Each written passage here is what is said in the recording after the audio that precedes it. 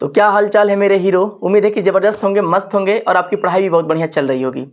तो इस वीडियो में हम लोग क्लास 9th के गणित का अभ्यास वन संख्या पद्धति का प्रश्नावली 1.5 को पढ़ेंगे। बच्चे ये प्रश्नावली पूरे के पूरे घात के ऊपर दिया गया है और इस घात के कुछ अपना नियम और सूत्र होता है और उस नियम सूत्र को मैं प्रश्न हल कराऊंगा और जिस प्रश्न में जो जो नियम लगेगा सबको साथ में बताता चलूंगा। तो चलो देखते हैं बिना किसी विलंबता का पहला प्रश्न क्या दिया भैया कि 64 के घात में 1/2 इसकी वैल्यू क्या होगी। तो सबसे पहले इसके वैल्यू को मतलब समझो। कोई भी संख्या लिखता है ऐसे ना, a के घात में b, नीचे जो संख्या होता है इसको बोलते हैं हम लोग आधार, नीचे वाली संख्या को बोलते हैं आधार और ऊपर वाली संख्या को बोलते हैं घात। ये बात आप ध्यान रखिएगा, ऊपर रहेगा उसको बोलेंगे घात, नीचे रहेगा उसको बोलेंगे आधार। और इसका मतलब क्या होता है, जैसे बोल दे आपसे एग्जाम्पल के रूप में 2 के घात में 3, तो इसका मतलब होता है कि जो आधार है ना इसका गुणा करना है, घात में 3 है तो 3 बार, आधार वाले का गुणा करना है कितनी बार, 3 बार। कुछ बच्चे क्या करते हैं कि 2 का गुणा 3 में कर देते हैं, 2 3 6 लाते हैं, जो कि गलत होता है। ऐसा नहीं करना होता है। 2 के घात में 3 है तो 2 का गुणा 3 बार किया जाएगा जिसकी वैल्यू 8 प्राप्त होगी। क्लियर बच्चे, ये बेसिक नियम था, बस इस बात को याद रखो। अब इसी के ऊपर ये प्रश्न हमारा बन जाएगा। देखो कैसे, आपसे बोला है कि 64 के घात में 1/2 है, इसकी वैल्यू क्या होगी। तो जब भी इस तरह के प्रश्न दे, इस तरह का प्रश्न दे, पहले आप इसका गुणनखंड करिएगा, पहले इसका गुणनखंड करिएगा। कैसे मालूम चलेगा कि गुणनखंड करना है कि गुणा, तो घात में अगर बट्टे वाला हो, घात अगर भिन्न के रूप में हो रहा हो तो इसका गुणनखंड करते हैं बच्चे, यानी कि अभाज्य लसापा निकालते हैं। और मेरे हीरो आपको पता ही है कि 64 का लसापा क्या निकलेगा, अभाज्य गुणनखंड क्या होगा। अभाज्य गुणनखंड 2 से कटाएंगे 64, तो सबको पता है 64 का आधा कितना होता है भैया, 32 होता है। और फिर 2 से कटाएंगे 32, तो इसका आधा कितना होगा, 16 होगा। 16 ही ना होगा, समझ रहा ना आप लोगों को, देख लीजिए 16 ही होगा। मेरे को तो सपना में लगता है कि 16 होगा और आपको क्या लगता है मुझे पता नहीं है, लेकिन 16 होगा। फिर 2 से आधा करेंगे, 2 से 16 का आधा करेंगे 8 प्राप्त होगा। फिर पुनः 8 का आधा करेंगे 4, और 4 से 4 का फिर आधा करेंगे 2, फिर 2 का आधा करेंगे 1 प्राप्त हो जाएगा।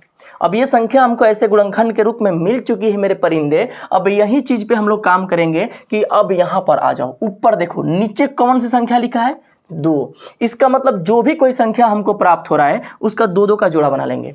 कोई भी संख्या एक ही तरह की 2 बार दिख रही हो, एक ही तरह की संख्या 2 बार दिख रही हो तो उसको 1 बार मानेंगे। 2 का मतलब 2 गो संख्या को एक हाली मानना है। और अगर यहीं पे 5 होता तो कोई संख्या 5 बार दिखेगी एक ही तरह की तो उसको 1 बार माना जाएगा। तो यहाँ पर हम मान लेंगे क्या, 2 मान लेंगे। क्लियर बच्चे, यहाँ पर हम क्या मान लेंगे, 2 मान लेंगे। तो ये हमारा 2 2 2 कितनी बार 2 प्राप्त हुआ, एक बार ये, एक बार ये और एक बार ये। 2 दूना के 4 और 4 दूना के 8 प्राप्त हो चुका है। यानी कि 64 के घात में 1/2 की वैल्यू हो गया 8। ये 2 हमारा खत्म हो जाएगा, ऊपर 1 है तो 1 बच जाएगा। यानी 8 के घात में 1 की वैल्यू कितना होता है भैया, 8। यही आपका बन जाएगा आंसर। क्लियर है ना। अब देखो प्रश्न नंबर 2 को हल करते हैं। 32 के घात में 1/5। अब इसको आप कैसे सरल करोगे। सबसे पहले मैंने बोला था जो भी कोई आधार हो बच्चे, जो भी कोई आधार दे दे उसका आप अभाज्य गुणनखंड करिए। यानी कि 32 का हम गुणनखंड करेंगे इधर, तो इसका गुणनखंड 2 से कटाओ 16, 2 से कटाओगे 8, 2 से कटाओगे 4, फिर 2 से भाग दोगे 2, फिर 2 से भाग दोगे 1। यानी कि इसका ये गुणनखंड हमारा प्राप्त हो गया 2 गुणे 2 गुणे 2 गुणे 2 गुणे 2, 5 बार प्राप्त हुआ है ना। तो इसका मतलब समझिए, इसका मतलब क्या होता है ना, इसका मतलब ये होता है कि 2 हमारा 1 2 3 4 और 5 बार है, तो 2 के घात में हम डायरेक्ट लिख देंगे 5। ध्यान से फिर से समझो, किसी का पहले आप गुणनखंड करिएगा, गुणनखंड करने के बाद जो संख्या जितनी बार दिखती है ना, जितनी बार गुणनखंड में प्राप्त होती है उसके घात में उतना लिखते हैं। ये 2 हमारा 5 बार था तो इसलिए मैंने 2 को 5 के घात में लिख दिया। क्लियर। अब इसका ब्रैकेट बंद कर देंगे। 32 के बराबर मैंने लिख दिया 2 घात में 5 और पहले से ही 1/5 था उसको उतार लेंगे। अब इसको थोड़ा सा ब्रैकेट तोड़ेंगे तो 2 के घात में 5 गुणते ये 1/5 हमारा नीचे आ जाएगा। ये 5 और 5 का गुणा होगा ना, इसका हर कुछ भी नहीं है तो इसका हर आप 1 मान सकते हो। ये 5/1 बन जाएगा और ये 1/5 बन जाएगा। 5 से 5 कैंसिल, 2 के घात में यहाँ पर 1 है, 1 के घात में 1 और 1 के घात में 1, यानी 2 के घात में 1 और 2 के घात में 1 की वैल्यू बच्चे होती है 2। यानी इसका वैल्यू जो हमारा मिलेगा वो इसका उत्तर 2 प्राप्त हो रहा होगा। वैसे ही 125 के घात में 3 है, इसकी वैल्यू क्या होगी, बहुत सिंपल है, बहुत सिंपल बच्चे। सबसे पहले आप 125 का गुणनखंड करिए। 125 का हम गुणनखंड करेंगे अभाज्य वाला। ये 5 से कटेगा 25 प्राप्त होगा, फिर 5 से कटाएंगे 5 प्राप्त होगा, फिर 5 से कटाएंगे 1 प्राप्त होगा। अब इसको हम देख रहे हैं कि 5 हमारा 3 बार मिल रहा है, तो इसका मतलब ये हुआ कि 5 के घात में हम 3 लिख देंगे। जितनी बार संख्या होती है जितनी बार गिनने पर प्राप्त होता है उसके घात में उतना लिखना होता है। 5 हमारा 3 बार था तो मैं 5 को घात में 3 लिखूंगा। आधार हमेशा वही अंक रहेगा जो कि यहाँ पर संख्या है। संख्या 5 थी तो आधार 5 ही रहेगा। और ऊपर ये कहाँ से संख्या प्राप्त होती है, तो जितनी बार रहेगी ना वही संख्या ऊपर लिखी जाएगी। इसके बाद मेरे बच्चे, इसके बाद इसके घात में 1/3 है, घात में 1/3 हम कर देंगे। फिर पुनः हल करेंगे। 5 इसका हर कुछ नहीं है, 1 मान लीजिएगा। 5 के घात में 3/1 गुणे में फिर इसके ऊपर घात के ऊपर घात होता है ना, घात का गुणा कर देते हैं तो इसका गुणा इसमें कर दिया जाएगा, गुणते 1/3। 3 से 3 कैंसिल, सब कट गया, ऊपर 1 नीचे 1 बच रहा है, यानी कि 5 के घात में 1 हो रहा है, जिसका मान हमारा 5 प्राप्त होता है। ठीक है, इसकी वैल्यू हमको 5 प्राप्त होती है। यही हमारा क्या बन गया, आंसर बन गया। क्लियर बच्चे, मुझे उम्मीद है कि आप बहुत मजे में और बहुत आराम से सीख रहे होंगे, एकदम रिलैक्स होकर। ठीक है भैया, अब देखो इसका प्रश्न नंबर 2 को हल कर देते हैं। अब प्रश्न नंबर 2 में इसकी वैल्यू ज्ञात करने की बोल रहा है बच्चे, जो घात में दिया है। इसको भी सेम पहले की तरह करेंगे, लेकिन थोड़ा सा उससे ये अलग है। इसमें थोड़े से कंसेप्ट को बढ़ाया जाएगा। देखो कैसे। पहला प्रश्न है कि 9 के घात में 3/2 की वैल्यू क्या होगी। सबसे पहले जो भी कोई आधार है इसका आप गुणनखंड करिए। 9 है, 9 का गुणनखंड करेंगे, 3 से कटेगा 3, फिर 3 से कटेगा 1, यानी कि 9 का जो गुणनखंड बन रहा है वो 3 आ रहा है। और 3 कितनी बार आ रहा है, तो 2 बार। तो 3 के घात में हम लिखेंगे 2, ये इसका गुणनखंड बन गया। 9 का ये गुणनखंड हमारा प्राप्त हो गया। 9 बराबर 3 के घात में 2 हम लिख सकते हैं। तो जहां पर 9 है 9 हट जाएगा, इसकी जगह पे 3 के घात में 2 लिखिएगा ब्रैकेट में, और पूरे के घात में 3/2 है ना, तो इस पूरे के घात में 3/2 आप उतार लीजिएगा। उतारने के बाद अगला स्टेप में इसका ब्रैकेट हम तोड़ेंगे।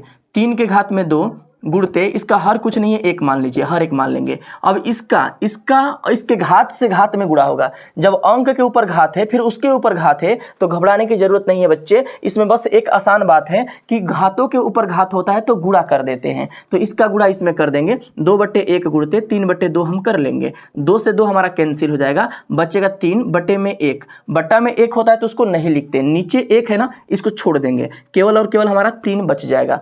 3 के घात में 3 है। अब सबको पता है कि 3 के घात में जब 3 प्राप्त हुआ, थोड़ा इसको मैं मिटा देता हूं। ठीक है, इसको मैं मिटा देता हूं, इसको साइड में इधर लिख देता हूं मैं। 9 के घात में 3 के घात में 2। अब देखो, आप सबको पता है ना, सबको पता है कि 3 के घात में 3 है। इसका मतलब ये होता है कि किसी भी संख्या के घात में जितना है ना उसकी गुणा उतनी बार की जाएगी। तो 3 का गुणा हम 3 बार करेंगे। 3 तिलिक के 9 और 9 तिलिक के 27, यानी इसका जो वैल्यू बन रहा होगा बच्चे वो 27 आ रहा होगा। ठीक है, अब वैसे ही दूसरा प्रश्न है कि 32 के घात में 2/5। देख रहे हो कितना आसान है, बहुत मजे में आप हल करोगे। मुझे तो लगता है कि मुझे बताना ही नहीं पड़ेगा, आप खुद हल कर पाओगे। लेकिन चलो कोई बात नहीं, पहले मैं हल करता हूं, देख लो, मिला लो कि किंग का सही हो रहा है। जो लोग अपने से हल कर सकते हैं या करने योग्य है, वीडियो को एक बार रोक लो, रुक के खुद से हल करो और देखो कि क्या आपका आंसर वही आ रहा है जो मैं बता रहा हूं, जो मैं कर रहा हूं। अगर आ रहा होगा तो कमेंट में यस लिखना, यस 2 नंबर का 2 वाला यस मेरा सही हो रहा है। ठीक है, तो यहाँ पर 32 का हम पहले क्या करेंगे, गुणनखंड करेंगे। इसका गुणनखंड बनेगा बच्चे, 2 से कटाएंगे 16, 2 से कटाएंगे 8, 2 से कटाएंगे 4, फिर 2 से भाग देंगे 4 में 2, फिर 2 से 1। क्लियर। अब देखो मेरे बच्चे, मेरे परिंदे नन्हे मुन्ने, यहाँ पर लिखा है 2। अब 2 हमारा कितनी बार है, 2 हमारा कितनी बार है, तो 32 का हम गुणनखंड किए हैं तो 2 हमको मिल रहा है 5 बार, यानी कि 2 के घात में हम यहाँ पर लिख देंगे 5। क्लियर। तो 32 जहां पे है वहां से 32 हट जाएगा और इसकी जगह पे 2 के घात में 5 लिख दिया जाएगा। और ब्रैकेट बंद करके पूरे के घात में बच्चे लिखा है 2/5, तो ये 2/5 उतर जाएगा। और सबको पता है कि जिसका हर कुछ नहीं होता इसका हर आप 1 मान सकते हो। मैंने इसका हर 1 मान लिया। इसका हर 1 मानने के बाद पूरा थोड़ा साइड में कर लेता हूँ। 2 के घात में 5/1 है, ये ऐसे ही उतरेगा और इसके घात में फिर 2/5 है। बच्चे थोड़े ध्यान दो, घात फिर उसके ऊपर घात, ये तो हमारा जो नीचे वाला वो आधार होता है, आधार को हम नहीं लेते हैं। फिर 5/1 का गुणा करेंगे और गुणते 2/5 कर देंगे। ठीक है, ठीक है, क्लियर है ना, क्लियर बच्चे। तो 5 से 5 हमारा कट जाएगा तो यहाँ पर बनेगा 2। ठीक है, 2 बनेगा और 2 के घात में आप 2 कर दीजिएगा। यहाँ पर बच रहा है हमारा 2। ठीक है, और ये हमारा 5 से 5 कैंसिल हो गया, 2/1। बट्टा में 1 होता है तो नहीं लिखते हैं, ये 2 के घात में 2 बन गया। अब सबको पता है कि 2 के घात में 2 है ना, तो 2 का गुणा 2 बार किया जाएगा और 2 दूना के 4 हमारा क्या बन गया, आंसर। क्लियर बच्चे, यही हमारा सॉल्यूशन हो गया, नोट कर लीजिए। ठीक है बच्चे, अब देखो प्रश्न नंबर 3। इसको भी करो, इसको भी आप लोग करो भी, जस्ट वीडियो रोक के मेरे साथ साथ प्रैक्टिस करते चलो, बेहतर रहेगा बच्चे आपके लिए, ठीक है ना, ये बेहतर ज़्यादा रहेगा। अब देखो मैं करता हूँ, फिर जिसको समझ आ गया बेहतर है, नहीं तो फिर देखो ऐसे करते हैं हल। 16 का मैं गुणनखंड बनाऊंगा, 16 का पहले इधर गुणनखंड करूंगा मैं, ठीक है, 16 का गुणनखंड करूंगा बच्चे, तो ये 16 का गुणनखंड क्या बनेगा, 2 से कटाएंगे 8, फिर 2 से कटाएंगे 4, फिर 2 से कटाएंगे 2, फिर 2 से कटाएंगे 1। क्लियर। अब 2 हमारा कितनी बार प्राप्त हो रहा है, तो 16 के गुणनखंड में 2 हमारा 1 2 3 4, 2 हमारा 4 बार हो रहा है, तो 2 के घात में हम 4 लिख देंगे, यानी 16 के जगह पे आप 2 के घात में 4 लिख सकते हैं। ठीक, तो यहाँ से 16 हटेगा, इसके घात में 2 के घात में 4, और पूरे के घात में यहाँ पर पहले से जो दिया था ना उसको भी उतार लेंगे, 3/4 हमारा उतर जाएगा। अब इसको थोड़े से आप हल करो बच्चे, इसका हर कुछ भी नहीं तो कितना मानोगे मेरे बच्चे, 1 मानोगे। जिसका हर कुछ नहीं होता उसका कितना मानना होता है, सिंपल सा 1 मान सकते हो। मैंने इसको 1 मान लिया, तो ये बन गया क्या, 4/1 गुणते, अब घात के ऊपर घात है तो घातों का गुणा किया जाएगा, तो यहाँ पर बनेगा 3/4, 4 से 4 कैंसिल, बच जाएगा 3/1, यानी कि 2 के घात में 3 कर लेंगे। अब सबको पता है भैया कि 2 के घात में 3 है, इसका मतलब 2 का गुणा 3 बार किया जाएगा, 2 दूना के 4, 4 दूना के 8, यानी इसका जो आंसर प्राप्त हो रहा होगा, इसका जो आंसर प्राप्त हो रहा होगा वह 8 मिल जाएगा। क्लियर है बच्चे, इसका उत्तर जो हो रहा होगा ना वो 8 हो रहा होगा, यही हमारा आंसर हो गया। अब प्रश्न नंबर 4 थोड़े से इंपॉर्टेंट है, इसके ऊपर आप स्टार बना सकते हो, ज़्यादा स्टार नहीं, बस ट्रिपल स्टार बना लो, ठीक है ना। क्यों, क्योंकि यहाँ पर चीज़ें सब कुछ वही है जैसा कि इधर हो रहा था, लेकिन चिन्ह बदल दिया, ऊपर कर दिया है माइनस, और अभी तक अब इसके ऊपर कोई चिन्ह नहीं था, मतलब प्लस था, ये भी प्लस था और ये भी हमारा प्लस था, लेकिन यहाँ पे कर दिया है माइनस। तो इसके लिए कुछ ज़्यादा करना नहीं है, वही जैसा इसको लगा रहे ना वैसे ही इसको भी हल करेंगे, माइनस से घबराना नहीं है। देखो देख लो बच्चे, पहले 125 का हम गुणनखंड करेंगे, 125 को 5 से कटाएंगे 25, फिर 5 से कटाएंगे 5, फिर 5 से कटाएंगे तो हमारा 1 प्राप्त हो जाएगा, ठीक है, 5 से कटाएंगे तो 1 प्राप्त हो जाएगा, यानी कि 125 के जगह पे हम लिख सकते हैं कि 5 के घात में 3, 5 हमारा 3 बार है तो 5 के घात में हम 3 लिख सकते हैं। क्लियर बच्चे। अब देखो मैं क्या करूं, यहाँ से 125 हटाऊंगा, इसके जगह पे 5 के घात में 3 लिखूंगा, और पूरे के घात में माइनस के 1/3 लिख लिया जाएगा, और इसका हर कुछ नहीं है 1 मान लेंगे। 5 के घात में 3/1 गुणते माइनस के 1/3, 3 से 3 क्या होगा बच्चे, कैंसिल होगा मेरे बच्चे, कैंसिल हो जाएगा, आसान है, कैंसिल कर दो। अब ऊपर क्या बचेगा, 5 के घात में 1 तो नीचे 1 ऊपर, 5 के घात में 1 बचेगा, लेकिन माइनस के 1 हो जाएगा। आप सबको पता होना चाहिए, आप सबको पता होना चाहिए कि किसी भी संख्या के घात में अगर माइनस होता है ना, माइनस होता है तो उसको प्लाट देते हैं, 1/, में लिख देते हैं। मतलब समझो आप हो, आप सिंपल इंसान हो, अगर आपके ऊपर मैं माइनस का दब्बा लगा दूं तो आप पलट जाओगे, आपका टंगड़ी ऊपर मुड़ी नीचे हो जाएगा, आपका गोड़ ऊपर मुड़ी नीचे, सिंपल है ना। वैसे ये भी है, अगर 5 सिंपल तो 5 ठीक था ऐसे रहता, लेकिन 5 के ऊपर अगर माइनस लगा दिया है तो 5 को पलट देंगे, टंगड़ी ऊपर मुड़ी नीचे, इसका हर कुछ नहीं तो 1 मान लेंगे। अब इसको जब पलटेंगे तो 1 हमारा ऊपर होगा, अब 5 हमारा नीचे, और 5 के घात में प्लस के 1 हो जाएगा। ये घात आपका वैसे ही रहेगा, ये माइनस था वो प्लस में हो जाएगा। अब सबको पता है कि जब 5 के घात में 1 रहता है तो उसकी वैल्यू 5 प्राप्त होती है, यानी कि 1/5 हमारा क्या बन गया, आंसर बन गया। क्लियर बच्चे, मुझे तो लग रहा है कि आप बहुत आसानी से सीख गए होंगे, ठीक है। और जिनको अच्छे से समझ में आ गया है, एक बार कमेंट में यस लिख दो, और वीडियो को लाइक कर दो, और मेरे चैनल को सब्सक्राइब भी कर दो मेरे बच्चे, ठीक है। अब चलो देखते हैं प्रश्न नंबर 3 को। इस अभ्यास के लिए सबसे इंपॉर्टेंट प्रश्न है, इसको थोड़े से दिमाग लगा के पढ़ने की जरूरत पड़ेगी, दिमाग न लगाइए, बस ध्यान से देख लीजिए, तो मैं इसकी पूरी गारंटी देता हूं कि चाहे कितना भी कठिन प्रश्न इसके ऊपर बना कर देना, आप खुद से हल करेंगे। यही बुक वाला प्रश्न नहीं, बुक के अलावा कोई भी आपको प्रश्न अपने मन से ही बना कर देगा तो भी आप हल कर जाओगे, आपको थोड़ा सा भी दिक्कत नहीं होगा। लेकिन अभी इसके सोल्यूशन को समझ लो कैसे क्या करना होगा। जैसे यहाँ पर पहला प्रश्न दिया है, 2 के घात में 2/3 गुणे, इस बिंदु का मतलब होता है गुणा, और 2 के घात में 1/5, इसकी वैल्यू क्या होगा। बच्चे इस तरह के प्रश्न में आप 2 बात ध्यान रखिएगा। आपको पता ही है कि नीचे वाले को आधार बोलते हैं, ऊपर वाले को घात बोलते हैं, और फिर नीचे वाले को आधार बोलेंगे, ऊपर वाले को घात बोलेंगे। जब भी इस तरह से प्रश्न दे कि दोनों का आधार सेम सेम है, आधार मतलब नीचे वाला एक ही तरह का है और ऊपर वाला अलग अलग है, तो आधार एक ही तरह का होता है ना, तो ऊपर वाली घातें जुट जाती हैं, इसकी ऊपर वाली घातें जुट जाती है, यानी कि a के घात में b + c हमारा प्राप्त हो जाएगा, ठीक है।